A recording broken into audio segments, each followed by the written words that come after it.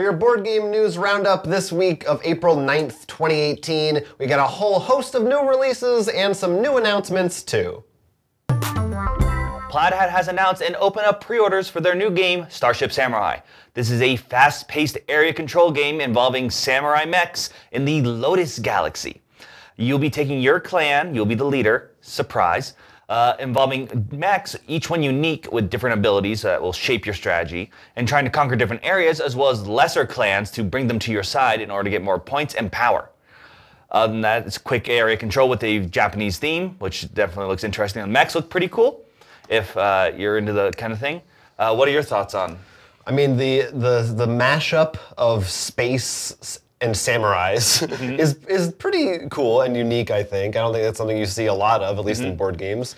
Oh, we totally forgot to mention also, this is designed by Isaac Vega, who has done a lot of great Splat Attack games, which we've enjoyed. Right, of course. And speaking of, one of those games was Dead of Winter, and actually my first reaction to seeing this game was, oh, this is in space. Is this going to be the next Crossroads game? Which was their mechanic from Dead of Winter that they were talking about making a series involving those cards that you read in other people's turns. And it's not. And I know I was kind of thinking, why isn't it? It seems like they've kind of dropped that. But aside from that, it looks like a cool game. I will say, as someone who's watched a lot of mech stuff, if they did make a Crossroads games because the original Gundam story is literally a bunch of civilians on a warship. Like, no one's trained to fly this warship.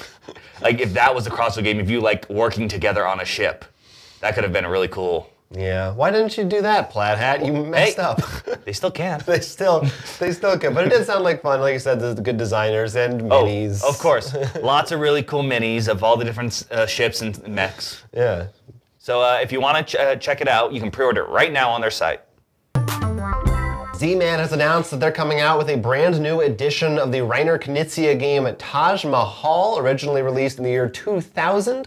This is a bidding auction-style game in which players are trying to gain influence in India in order to build palaces in different regions. And the way we're doing that is each player has a hand of cards, and one at a time you either play a card to gain influence or pass. Each card is a different color, and once you have started a turn of a certain color, you must continue in that color. So if you play with a red card, you can't follow up with any yellow cards. And another thing is, as soon as you decide to withdraw from the auction, you immediately get rewarded for whichever areas you have the most influence in. So there's a bit of a decision making of when to keep going to try to play more to outbid your opponents, or when to stop and kind of cut your losses or stick with what you've got. We have not played this game, but we do know Reiner Knizia's Modern Art, which is also an auction game, and it seems like this is somewhere along the lines of like Tigris and Euphrates and that Fantasy Flight Classics line. Well, I was actually going to ask about that because Z-Man is now under the same umbrella with. Yes, however, this is coming through Z-Man, so I guess for whatever reason they had it in the works or whatever, they didn't decide to put it under that line. But it looks like, you know, reworked art. As far as I can tell, they haven't said anything about the specifics of rules, but it sounds like it's probably going to be just basically the same thing as the original game, which seemed pretty, like it's a very well-renowned game from a well-renowned designer. Yeah, my guess is if they were to do anything, it might be like Tigris and Euphrates, which I finally got the chance to play the new version. There's two little, I almost want to call them like modules you throw in there. You can play with them, play without, but they change up the game. So maybe they'll throw in maybe a new card type or something like that. Yeah, something small. That sounds like it'd be a good thing. It's not, because it's not that, I guess it is almost 20 years old, that game, but in my mind, 2000 doesn't seem that old. We're old. Very, very scary. But auction games are always cool. That's a mechanic that we love, so look forward to that coming out later this year. We've seen many of our favorite properties enter the board game world, and Nickelodeon decided to throw its hat into the ring with Splat Attack. It will be coming to Kickstarter, and it is about a food fight between the Rugrats, Invader Zim, Hey Arnold, and of course, SpongeBob. You'll be area control by throwing food and trying to control areas with miniatures of all your favorite characters, as well as other cardboard components, as it says. Yeah, you gotta have all kinds of cardboard components if you're making a game. Nickelodeon. Those are classic things that we love, right? It's been a while, though, I think, since they've mattered to the world. No, they're still relevant. Also, this comes from the weird thing about this game to me is it's from the guy who worked on games like Doom and Imperial Assault. Yeah. Games that you would not think to put in the same category as a Nickelodeon Splat Attack. Yeah, probably not. So that's definitely something we look forward to.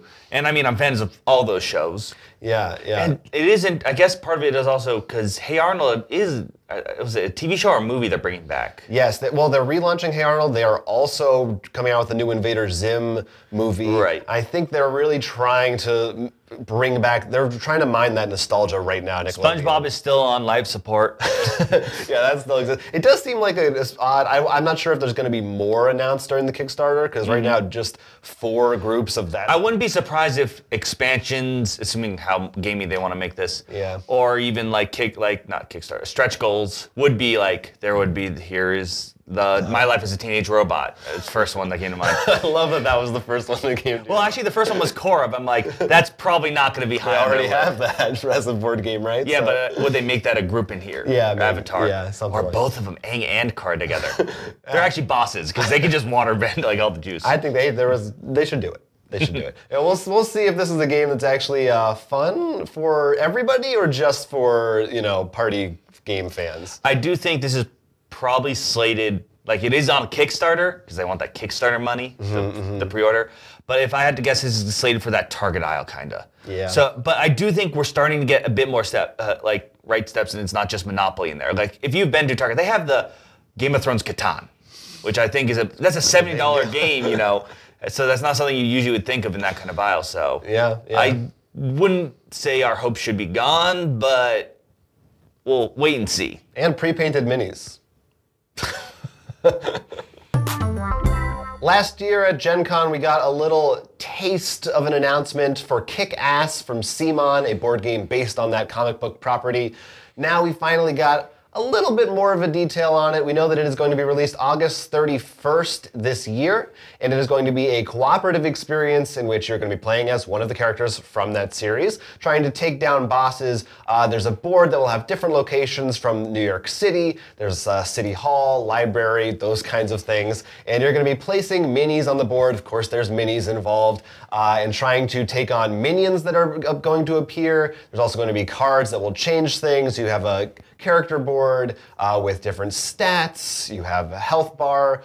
Events could come into play. There's money that you can spend on new items and things for your character. We don't really know full details on the rules yet, but we got to look at the board and the cards. And it looks like kind of a fun game. And CMON usually does a good job with these types of things. Are you a KickAss fan over there? Immediately, I've only seen the movies. That's all I've seen too. I believe this is comic. It is directly just the comic book in terms of the art and stuff like that. Which is definitely probably a lot easier because in terms of pulling from the character art, and also I assume it's spread longer, the actual comics? Yeah, well, actually I don't know.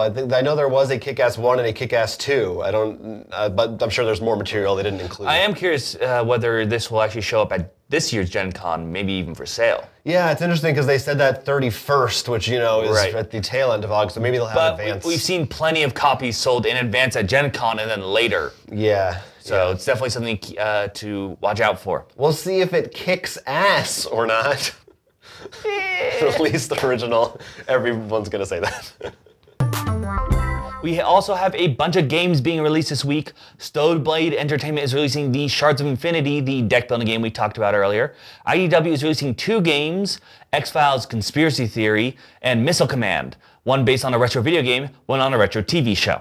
And to get you hyped up for the upcoming Avengers movie, USAopoly is coming out with Thanos Rising. We also got Crystal Clans, new game from Plaid Hat Games, who we mentioned earlier with another announcement.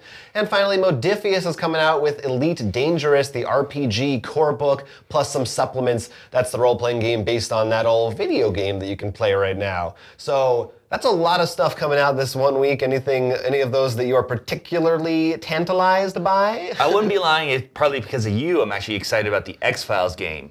I definitely think that sounds like it could be a lot of fun. Yeah, it was like more of a storytelling kind of a thing, which was cool. I definitely think, in particular, because X-Files almost each episode's sort of weird and different, coming up with this story, I think, can be a lot of fun in that universe. Shards of Infinity, I know we talked about as being like a big new deck building game that they really hyped up from the people who made Ascension. Yes, and I am a fan of deck building games. Yeah, who isn't these days? I don't know if people are or not. But anyway, some cool ones. Let us know what you are looking forward to from that list, or if there's any other news stories that we missed you got to comment on. Please leave a comment. That'd be exciting to hear. But that is all the news we have for now for the week of April 9th, 2018. I'm Will. I'm Jonathan. And this has been Roll for Crit News. Nailed it. Booyah! Make sure you like and subscribe and leave your comments down below. Before it's too late!